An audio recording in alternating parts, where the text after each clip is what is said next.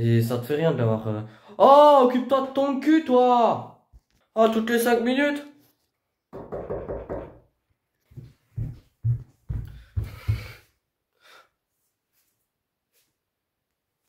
Qu'y a-t-il, Pascal? En fait, je me suis effondré parce que... Et quand je l'ai vu, j'étais contente. J'étais de mon côté qui vient à mon secours. Jordan, ça va? Oui. Nathalie, ça va très bien? Tu peux me regarder dans les yeux, hein, pour me dire bonjour. C'est plus poli, c'est plus sympa. Donc alors, effet de surprise? Ça te déplaît visiblement? Et vous, Pascal, la situation, vous en avez assez? Oui, je suis rentré, vous étiez en pleurs pour quelle raison? Parce que des insultes, la méchanceté, c'est terrible, c'est insupportable. Et toi, Jordan, qu'est-ce que tu fais? Bah, je viens aider... Bah, tu travailles pas? T'as du temps? T'as des enfants, je crois? Oui, j'ai 2 filles. Et il faut percer les abcès, hein. Vous êtes majeurs tous les deux, hein. J'ai pas affaire à des minots, là. Non? Donc voilà, là, j'ai affaire à une mère de famille, un père de famille. Donc pour moi, vous êtes censés être des gens responsables. Le fait d'avoir des enfants. Là, j'ai 2 personnes totalement immatures et irresponsables.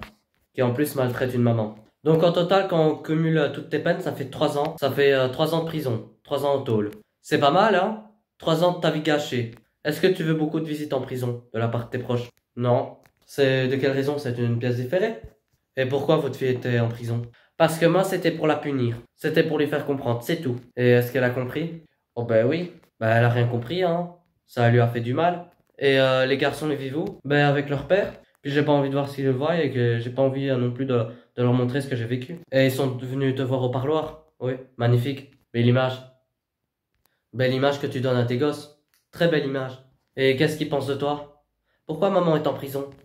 Qu'est-ce que tu leur as raconté? Bah, je leur ai raconté la vérité, je vais pas leur mentir.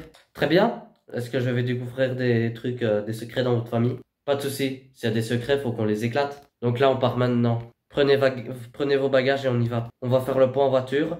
Euh, on a de la route. Il nous dit qu'il faut qu'on fasse nos affaires et qu'on va partir. Et là, ça commence à tourner dans la tête, à se poser plein de questions. Si vous voulez me poser des questions, c'est maintenant. Bon, évidemment, personne ne veut parler. Vous êtes tous sur vos portables.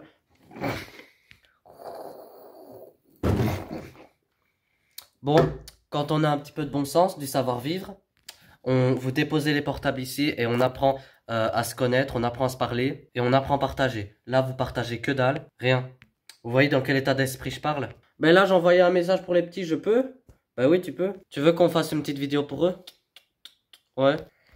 Salut les garçons, c'est Clément. Je suis avec maman qui est juste à côté de moi parce que elle est pas très sage. Je vais essayer d'arranger les problèmes avec mamie qui est assise dans le fond parce qu'à cause de votre maman, mamie pleure beaucoup. Donc on va faire en sorte que mamie pleure moins et on va faire en sorte pour que votre mamie soit beaucoup plus sage avec elle. Et je vous dis à très bientôt, prenez soin d'elle. Vous allez la retrouver. Je vous embrasse. Ciao.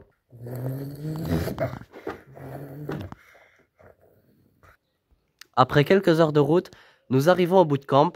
Il faut que cette famille s'éloigne de son domicile. Un changement de vie efficace pour que ça soit efficace. Donc voilà, on y est. Ça vous plaît? C'est terrible. Il y a pire, hein, si tu veux. Non, c'est bon. Alors, venez. Ici, il y a 2 chambres. Il y a un petit lit et au-dessus un grand lit. Et venez là, ça va vous rappeler votre jeunesse. Donc là, on a une belle chambre, juste là. Donc là, vous avez un petit lit. Une petite bablute. Donc venez, asseyez-vous. Donc là, tout le confort, c'est pour vous. C'est un lieu qui est modeste. Vous avez là toute la nature autour de vous, c'est top. Donc, téléphone portable sur la table. Donc, vous me les coupez s'il vous plaît. Merci. Donc là, on est là pour régler des problèmes précis. On va faire un travail entre vous. Je vais tout mettre en œuvre pour vous donner un coup de main à tous les 3. Ça va pas être ça, parce que toi, Jordan, tu parles peu. Et ce que je souhaite, c'est que je retrouve des sourires sur ces visages. Parce que pour l'instant, je vois 3 visages fermés. Donc, rendez-vous demain matin, très tôt. Ça marche? Passez une bonne soirée. Passez une bonne soirée. À demain.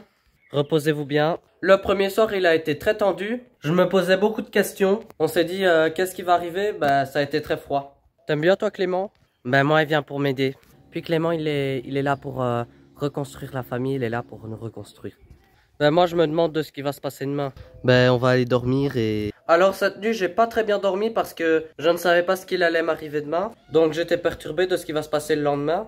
Il est indispensable que cette famille se repose cette nuit, car demain, je n'ai pas prévu de les épargner.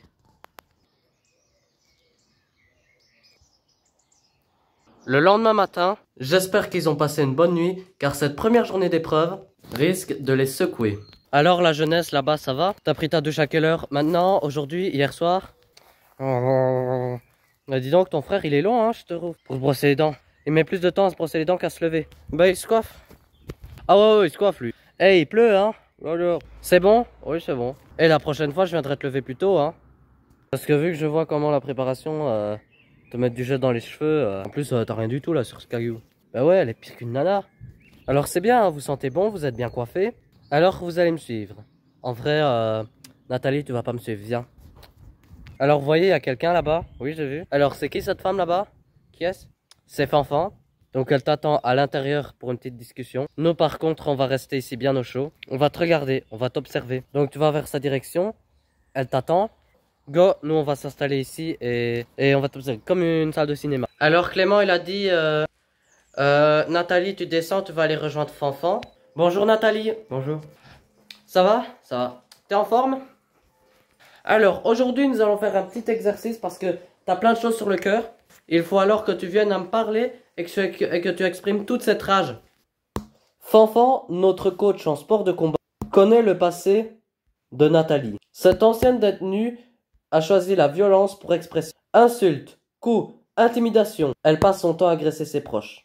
Après l'extérieur, il est temps de vider son sac. Cet exercice qu'elle a eu avec Fanfan a permis de libérer ses secrets. Un fardeau qu'elle porte sur ses épaules depuis presque 15 ans. J'ai d'autres sentiments qui rongent cette famille. Je mens à mal pour tous ces non-dits qui empoisonnent leur famille. Bien, il y a 3 emplacements, il y en a 3. Pascal, juste ici. Nathalie là-bas et Jordan en face. Attention, vous avez un marteau, donc évitez de vous blesser quand vous tapez. Face à moi, il y a des mots. Je vais vous les montrer et on va en parler. Sur la pancarte, on va parler d'une première chose qui est bien précise. La prison. Ah, la prison. Super moment, hein. Incarcéré, télévision, sortie, j'en passe et des meilleurs. Alors, comment t'étais à ce moment-là? Mal? Mal, ok.